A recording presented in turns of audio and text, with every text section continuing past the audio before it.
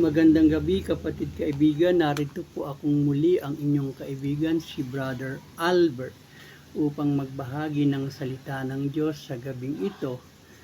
Ang topic ko sa gabing ito ay pinamagatan ko na the most precious love that people should experience, o sa Tagalog, ang pinakamahalagang pag-ibig na dapat maranasan ng tao.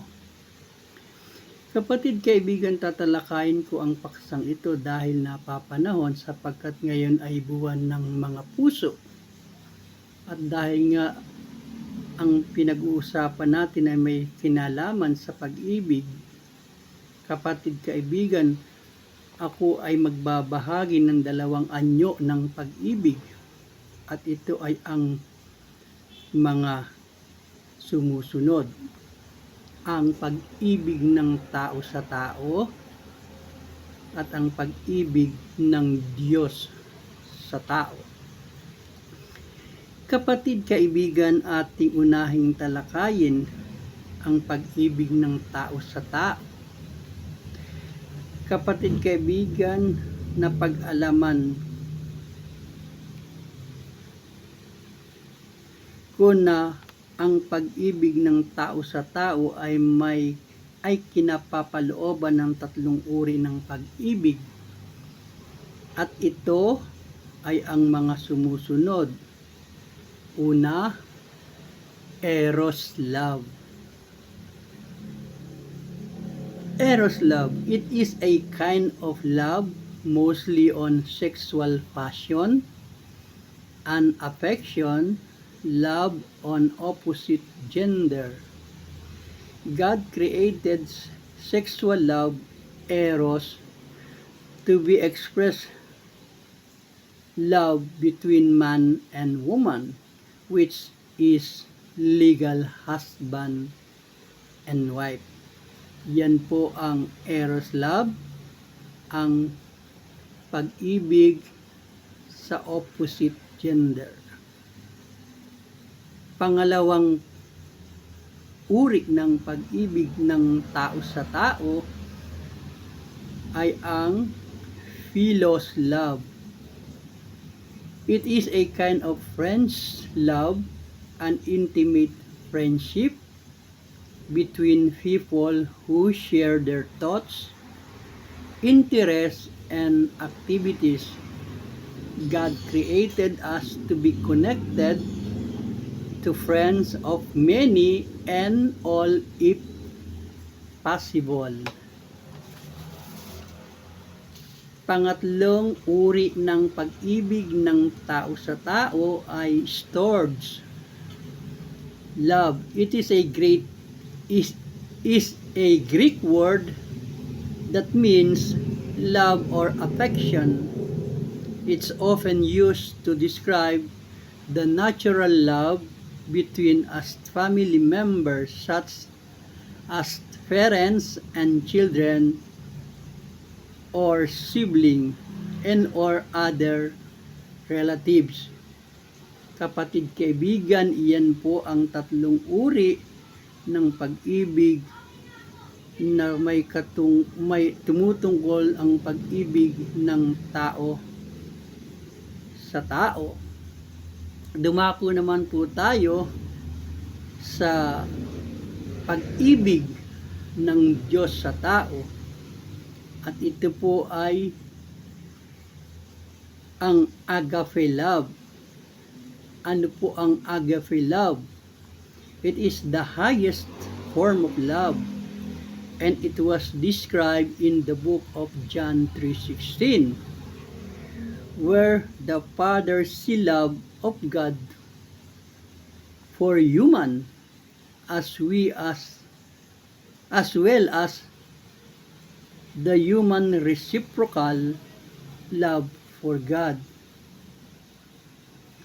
Kapatid kaibigan, na-discuss na natin ang iba't ibang uri ng pag-ibig ayon sa kani-kanilang taglay at katangian at kaibahan na kung saan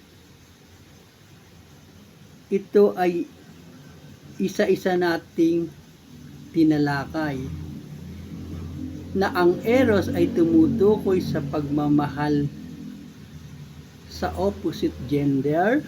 Ang philos, love, ito naman ay tumutukoy patungkol sa pag-ibig magkaibigan. At ang storge, love, ito naman ay tumutukoy sa pag-ibig sa pamilya, ng ina sa anak, ng anak sa ina at sa mga sibling. At ang pang-apat at panghuling uri ng pag-ibig ay ang pag-ibig ng Diyos sa tao, na ito ay pumapaloob sa agape love. Ito ay may kinalaman sa pag-ibig ng Diyos Ama sa sangkatauhan, at ito ay may pinakamataas na antas ng uri ng pag-ibig, or the highest form of love, sapagat ito lamang ang may mga katangian ng pag-ibig na hindi tinataglay ng tatlong klase ng pag-ibig na nabanggit: ang eros, ang philos, ang storge. Ano bang katangian mayroon ang agape love na wala doon sa tatlong nabanggit? Ito ay ang mga sumusunod na katangian. Una, ang agape love ay may katangian unconditional love. May katangian din itong unlimited love. At ang panghuli at pangatlong katangian na aking babanggitin ay ang steadfast love. Kapatid kaibigan, isa-isahin nating alamin kung ano ang katangian ng bawat isa. Ano ba ang sinasabi sa unconditional love? Ito po ang paliwanag. Unconditional love, a love that is not dependent in any condition or exemption. Kapatid kaibigan, sa palagay ba natin mayroon ganyang taglay na katangian ang bawat klase ng pag-ibig na nabanggit? Ang una pong nabanggit na pag-ibig ng tao sa tao ay eros, na ito po ay tumutukoy sa opposite gender.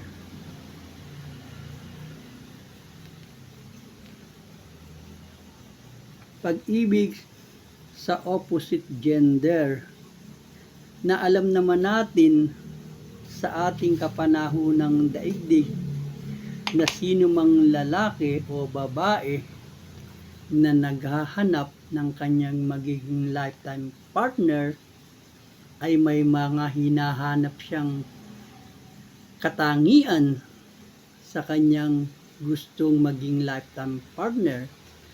Marahil kung siya ay gwapo, ang gusto niyang mapangasawa ay maganda. Marahil kung siya ay mayaman, gusto rin niyang mapangasawa ay mayaman din.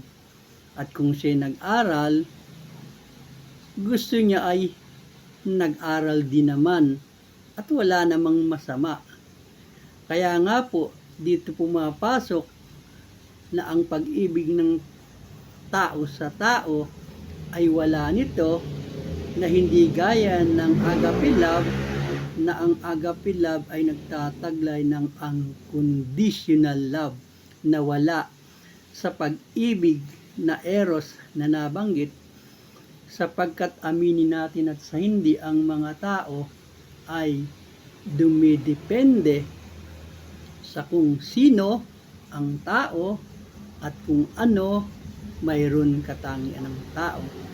Kaya ang kasagutan po, wala nga pong taglay na unconditional love ang nabanggit na eros love. Ito po ay masusumpungan lamang sa agape love. Pangalawang katangian ng agape love ay unlimited love. Ano ba ang ibig sabihin ng unlimited love? Ito po ang sabi, a love that's without boundaries or measurement. Kapatid, kaibigan, ito'y hindi rin tinataglay sa tatlong klase ng pag-ibig na nabanggit, sapagkat ang philos love po ay pinatutungkulan ng pagmamahal ng magkaibigan na kung saan ito ay may mga boundaries. Ano po ba ang bibigyan ko po kayo ng halimbawa na kadalasang payo ng mga magulang sa kanyang mga anak na nakikipagkaibigan? Magkaroon ka ng boundaries. Huwag lahat ng lihim mo ay sinasabi mo sa kaibigan mo kahit siya pa ay matalik mong kaibigan. Sapagkat anya pagdating ng panahon at kayo'y nagkasirat, nagkagalit, ang kaibigang matalik mo ay siya ring magiging mortal mong kaaway. So, ito po, tumutukoy na ang philos love ay wala ring taglay na katangian mayroon sa agape na tinatawag na unlimited love, sapagkat ang limited love ay walang boundaries. Samantalang ang philos love ayon sa ating ginawang halimbawa ay may boundaries. Mahal lang kita kapag mahal mo ako, kapag hindi na, quits na tayo. Ganun po yung pag-ibig na kinapapalooban ng philos love. Dumakod na po tayo sa katatlong katangian ng agape love. At ito po ang pangatlong katangian at panghuli na aking babanggitin. Ito po yung katangian ng agape love, yung steadfast love. Ano ba ang ibig sabihin ng steadfast love? Ito po ang paliwanag, a love that is unwavering, constant, and never changing. Sa palagay niyo po ba, tinataglay ito ng stored love, na ang stored love ay tumutukoy sa pag-ibig ng nanay sa anak, ng anak sa nanay, sa mga sibling at sa mga iba pang relatives? Aminin natin at sa hindi, may mga pagkakataon na kapag ang magmamagulang o magkakamag-anak ay nagkaroon ng problema, lalo na nga po sa mga problemang pinansyal, hindi po ba't parami tayong nasasaktan na halos magsumpaan, halos itakwil ang kamag-anak dahil po doon sa mga masasamang ugali na hindi nagustuhan ng kanilang kamag-anak, o even na magulang, pag ang anak niya naging suwail, dumarating din ang punto na ito ay tinatakwil at tinataboy ng magulang. At iyan po ay pasar sa mga mata natin na minsan ay nakakasaksi tayo ng ganitong pangyayari. Kaya hindi po ito kinapapalooban, ang stored love ay hindi kinapapalooban ng steadfast love. Wala po siyang katangiang ganung uri ng pag-ibig, sapagkat ang steadfast po ay hindi nagmamaliw. Ibig sabihin po, hindi nawawala, constant, nananatili, and never changing, hindi po nagbabago. Kapag ang magkakamag-anak po, magmamagulang ay nagkaroon ng problema at nagkagalit, nagbabago na po ang pagtingin ng magkakamag-anak. Kaya hindi po siya kinapapalooban.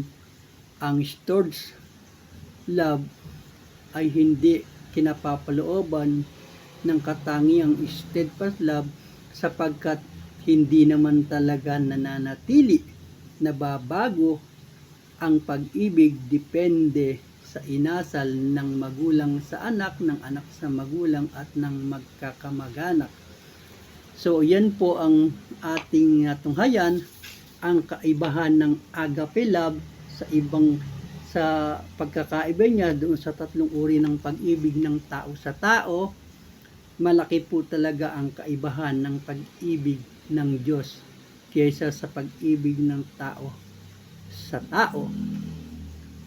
Kapatid, kaibigan, tinalakay ko ang paksang ito hindi para pawalang halaga ang tatlong klase ng pag-ibig na eros, philos, storge, kundi upang ipakita ang kahigitan at kaibahan ng agape love, at tuloy ay mainggan niya ang bawat isa na maranasan din nila ang agape love, na kung saan nagtataglay ng katangian na wala doon sa tatlong klase ng pag-ibig na nabanggit, at ito ay ang mga sumusunod na katangian ng agape love. Hindi nakadepende kung sino ka at ano ka.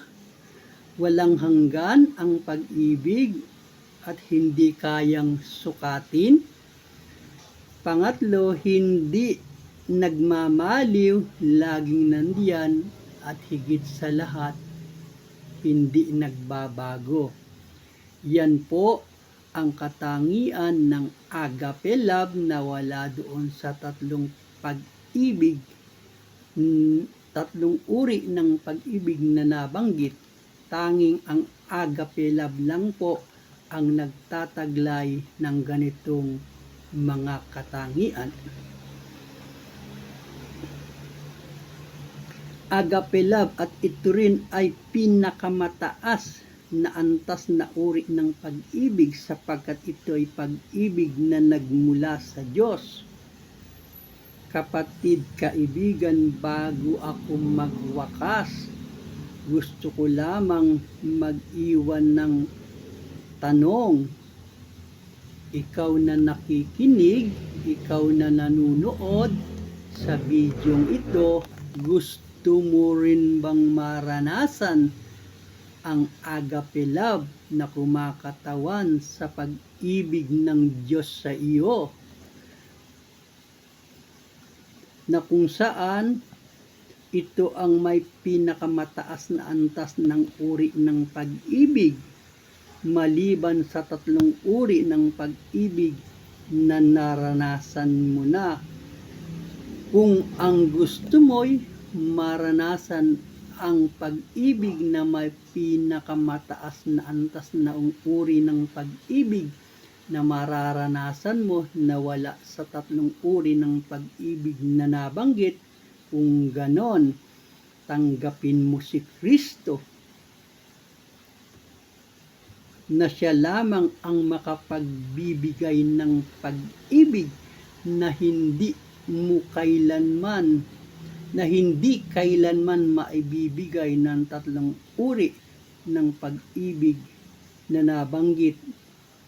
At ito ang pag-ibig na eros, pag-ibig na philos, at pag-ibig na storge.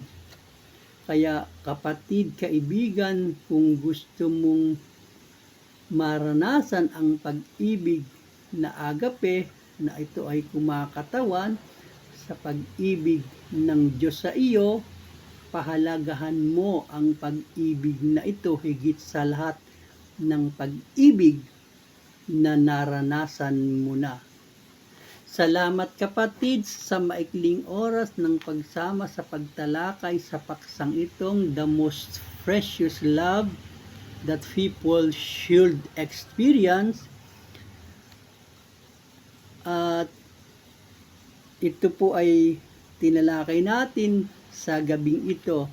Salamat sa maikling oras ng pagsama mo sa gabing ito. Sana'y nakatulong sa iyo na na-distinguish natin ang kaibahan ng iba't ibang uri ng pag-ibig ng tao sa tao at ng pag-ibig ng Diyos sa tao, at na-distinguish din natin kung alin ang pinakamataas na uri ng pag-ibig na tinataglay ng agape.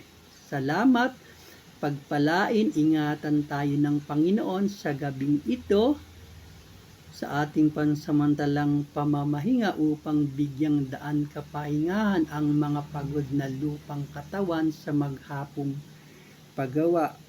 Bago ako tuluyang magpaalam, ako ay nagpapaabot ng advance ng pagbati ng maligayang araw ng mga puso. Amen.